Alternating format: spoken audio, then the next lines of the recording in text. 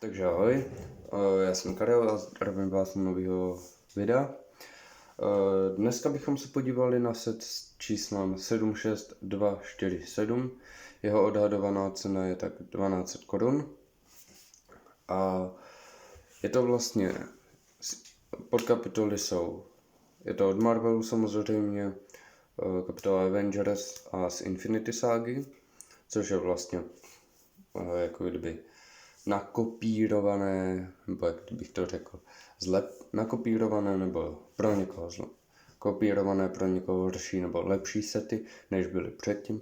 Je i předtím Hulkbuster, ale ten je podle mě, ten minulej není tak, jako, jak bych to řekl, není tak vymožený, jako je tento. No. Takže jdeme se rovnou vrhnout na ten set. Nebo na set, na figurky.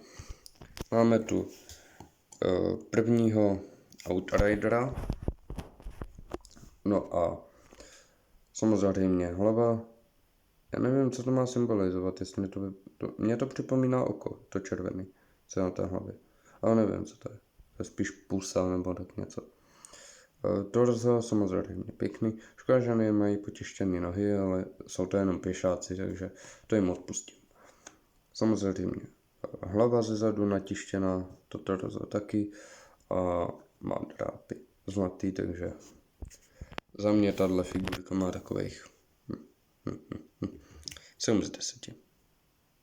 Je to pěšák, takže tady je pak další Outrider, je v podstatě totožný, úplně stejný jako tam ten minulý, akorát, že nemá drápy na rukou, ale má takovýhle pomocný chapadla, nebo jak bych to řekl, ruce vzadu. No, to je taky 6 z 10. Pak tu ale máme Okoje, to je o něco zajímavější figurka. Samozřejmě, kopí nesmí chybět. Škoda, že oni dělají, oni tam vždycky hodí nějakou zbraň z Lego Castle a to je tak celý. Má mít lepší jako to kopí, ale co už. Hlava samozřejmě má tu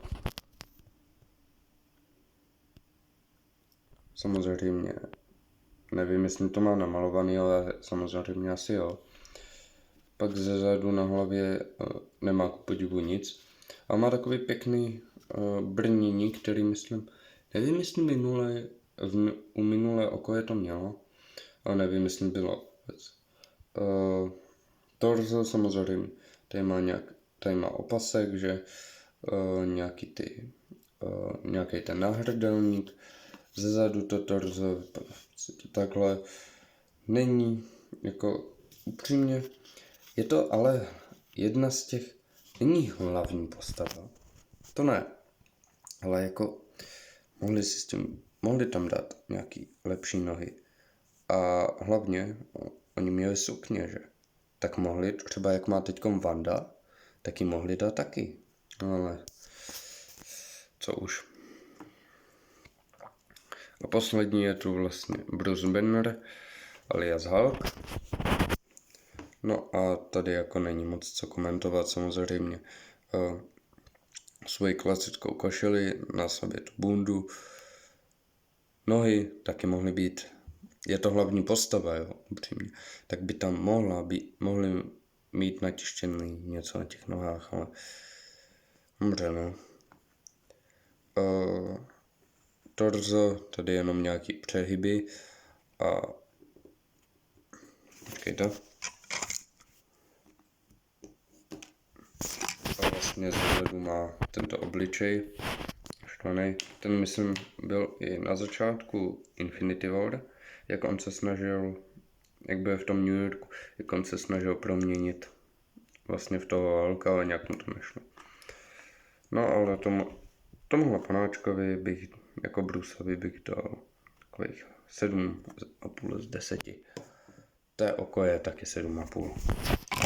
No a teď to dáme do háje. Teď se vrhneme na samotný set, na který tu všichni čekáme. samozřejmě, teda, vím, no, dobrý. Samozřejmě musí mít na rukách ty repulzory, nebo trysky. Na nohách tady má další trysky z boku. Tady má samozřejmě ten svůj, nevím jak se tomu říká, ale myslím akumulátor nebo tak něco, teď nevím. Samozřejmě do té kabiny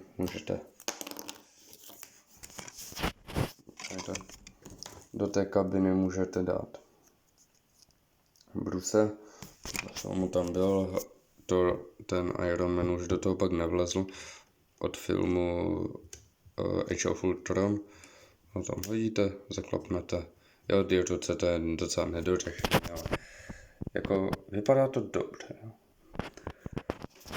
A samozřejmě tady má tyhle štíty na paže a líbí se mi, že to nemůže jít jenom semka, ale že si to takhle vytáhnete. Může ta paže vlastně jít až takhle do boku. Takhle to pak sklopíte, aby to nepovidí. Pardon. Ty paže můžete takhle libovolně ohýbat.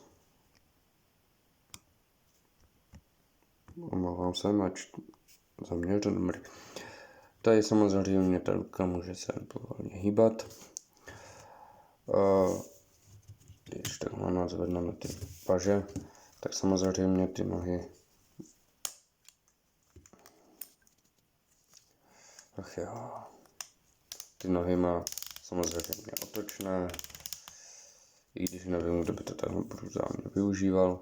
Tady se mu už můžou hýbat jenom vlastně ty chodidla, ale ne moc jako jo. Že to je vlastně jenom na tady tomhle s tom černým čepu, který to vlastně drží a tak nějak se s tím dá, jako jo, dá se s tím hýbat do boku, ale kdyby s ním takhle hýbal.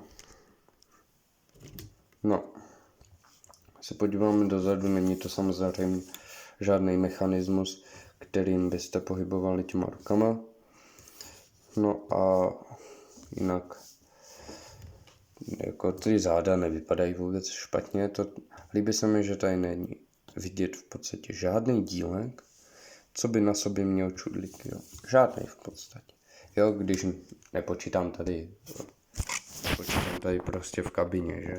Ale jinak prostě, když se takhle podíváte, tak tady nic není nikde vidět. Což je bon. Je to pěkný jako mech.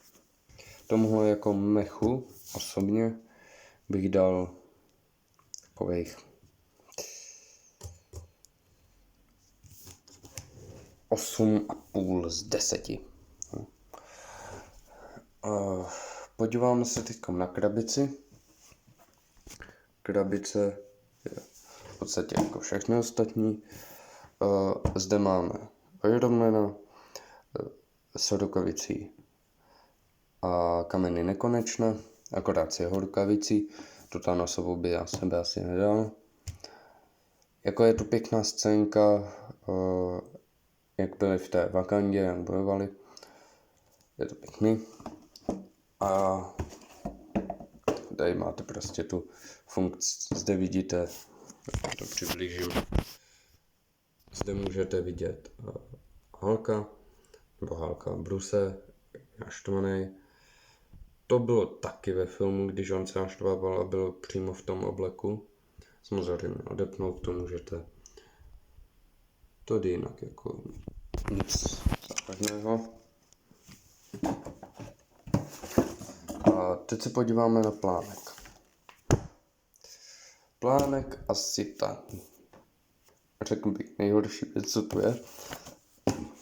Vysvětlete mi, kdo tenhle plánek navrhoval. To je tak vošklivá ta zlatá barva. To je hnus. Jako. Vypadá, jak kdyby ty dílky na tom plánku vypadají, kdyby byly z Číny prostě. To vypadá tak hnusně. Jo.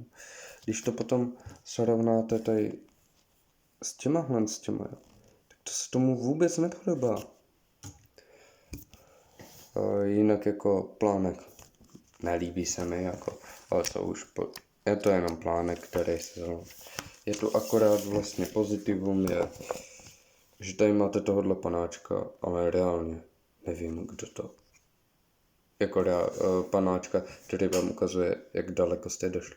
Ale nevím, kdo to reálně používal. Prostě víš, kolik toho už máš postavenýho, víš, kolik tě toho tak asi čeká. Nepotřebuješ tam nějakého skriplenýho panáčka. Ale jako, co už. Tady vlastně, jo, a tady jsou pak ty hvězdy, že jako co vám ukazují toho panáčka, že jste to tam vyrobili a no a pak jakmile dojdete nakonec, tak tady máte samozřejmě další ty odrazy, že vám to ukazuje samozřejmě, kolik kostiček jste tu spotřebovali. Tady taky samozřejmě nesmí chybět hvězdy. Ale nejsou tu ani žádné reklamy, nic. Takže když bych to měl vzít tak za panáčky v průměru, když bych to tak zprůměroval, tak tohle bylo 6,5, což je pořád 6,5, a tady ty 7,5, takže za panáčky 7, tohle jsem říkal, myslím 8, takže finální zhodnocení tohoto setu je 7,5 až 8 z 10. Upřímně jako doporučuju ho, jo. Sice jako ano, nikdo tam nemá nečištěný nohy, ale tam o to nejde. Jde o to, že tenhle Hulkbuster je o dost lepší než ten minulý. Sice minulé ano, jste tam měli kámen nekonečna, ale já je mám v podstatě všechny a stačil vám na to jediný set. Stačí vám vlastně, ne, tady to není. Aha, se omlouvám. Jo, ale jak jsou tady tyhle ty mechy s tím Iron Manem, Black Pantherem a Wolverinem, tak jsou teď nový sety Hulk, Thanos, nebo teď, už asi půl roku, ale je tam Thanos, Rocket a Hulk. Hulk stojí úplně, to si ani nekupujte upřímně, moje doporučení. Rocketa, pokud chcete jenom tu figurku, jinak on nemá ani ocas v tom setu. A toho Thanose, tam, já bych si to nekoupil, ty mechy stojí upřímně za houby. Oni ty klouby vlastně, co tu mají, jako ty nohy, tak oni to mají spojený v jeden kloub, jo, že s tím nejde prostě hýbat, jo, což je za mě, a to stejný ruce, jo, ale jinak jako, jsem si to, stálo to asi 280 korun, jo, koupil jsem si to z principu, že tam je ta rukavice nekonečná, ale ne jeden kámen, všechny kameny nekonečno. Takže ten minulý Hulkbuster, co tam byl, kde tam byl jeden kámen myslím prostoru, jako jo, byl tam jeden čitel, co si pamatuju, a byla tam ta holka s těma modrýma vlasama, nespomenu si, omlouvám se, ale nespomenu si teď, jak se jmenuje. To si najdete. Asi stejně víte, kdo mě sleduje delší dobu, tak asi víte, nebo mě, kdo prostě sleduje Marvel, tak asi ví, o koho jde. No a takže dejte mi vědět dolů komentářů, jaké video bych měl dál natočit. Sami. Můžu vám taky ukázat, jestli byste chtěli vidět něco z mojí sbírky. Tak můžu vám něco ukázat, jo?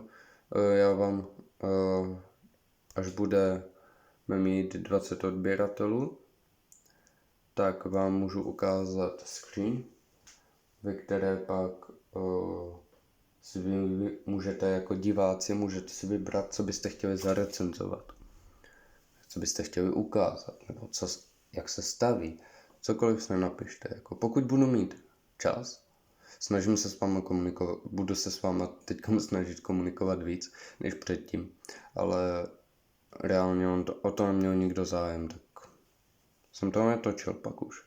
Jako jo, ty poslední videa měly v celku úspěch, jo. A to bylo před rokem, pokud se mi nechtělo Jako co no. Takže dejte mi vědět do komentářů, jaké videa. Jestli chcete stavební videa, takovýhle videa, nebo jako já budu ještě určitě přes léto nějaké sety asi kupovat, možná 1, 2 koupím a jestli budete chtít, tak mi napište do komentu a uděláme si stavební video. Tak jo, pro dnešek to už je zase dlouhé video. Pro dnešek to ukončíme. Finální bodování znáte 8,5 z 10. A já bych to už pro dnešek ukončil. Takže dejte vědět do komentu a ať se neopakuju zatím. Zdar.